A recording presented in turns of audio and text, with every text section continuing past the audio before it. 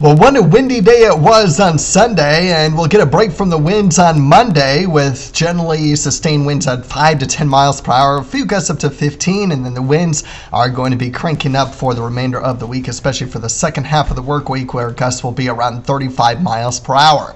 Now, for tonight, it gets down into the 30s, could even be cold enough with low 30s up to the north. So with that in mind, a freeze warning is in effect for our northern communities for tonight. So make sure you're taking care of any sensitive vegetation that you have in your gardens and plan accordingly. And by the way, we could be dealing with this again for both nights next weekend, Friday night, Saturday night as well. So be prepared for that. We are not done yet with the potential for frost and freeze. Now, I think that the dew points will be far enough away from the temperatures to where I don't expect frost to develop, but definitely if we do get those temperatures near or below 32 degrees, we get that freeze. So just something to be aware of. Frost is different from a freeze. Frost would be if the dew point and temperatures are close to one another, which right now doesn't look to be the case. So that's at least helpful and a little bit better than if we did have both. Now tomorrow, what a beautiful day with those light winds. Tomorrow, if you want to have a day off from work, this is the day to have it. Low 70s up to the northeast and upper 70s out to the west. Lots of sunshine. Now we will have a weak system pushing through Monday night. Most models keep the area dry, but our in-house model here does want to indicate a few isolated showers possible after midnight. Shouldn't have any problems by Sunday or Tuesday morning rather.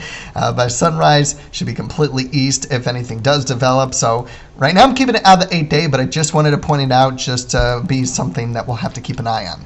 But our other short-range model does not indicate anything develops at all. So that's why I'm not putting it in the forecast. And our medium and long-range models pretty much have it dry as well. However, Tuesday night, that's going to be the next best opportunity for rain. A lot of it will stay north of I-70, but certainly could get some heavy rain at times, and most of it should be gone by sunrise on Wednesday.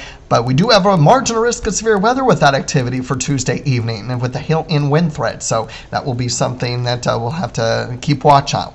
In the meantime, temperatures are warming into the upper 70s and low 80s for Tuesday and Wednesday before a cold front brings more storms into the area Wednesday night. That could lead to another round of potential severe weather across the area, maybe a little bit more widespread compared to the opportunity for Tuesday night. So we'll have to watch that as well. And then we're cooling down for Thursday through the weekend, where temperatures will be near 60. And then we'll have a few rain showers possible Friday. I don't expect any complete washouts on any one particular day. In fact, a lot of the rain will be mainly at night, not necessarily during the day. We'll watch that Friday chance, but by that time, for the most part, it shouldn't be very heavy at all. And taking a look at the European model through next Monday, it's not a whole lot of heavy rain. At least it's fairly widespread. And taking a look at the GFS, this is where it gets a little bit heavier, especially along the Nebraska-Kansas border. So there are chances for rain for the upcoming week, and the bulk of it will be here in northeast Kansas. Just depends on how heavy it's going to be. And then taking a look at probability of wetter than normal conditions, at least for most of the state in the month of April, looking at the extended outlook. However, probability of below normal temperatures will exist as well. So if you're a fan of mild weather, I think you have these next 3 days. Low 70s tomorrow with the light winds, and then even though the winds are a little bit stronger Tuesday and Wednesday, upper 70s and low 80s. And then Thursday isn't bad. Thursday is a seasonal day.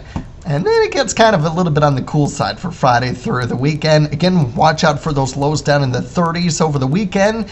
And, of course, tonight as well. So a lot to keep an eye on, a lot that we'll need to take on a day-by-day basis, especially with these rain chances. So keep checking back in daily, and we'll keep you updated.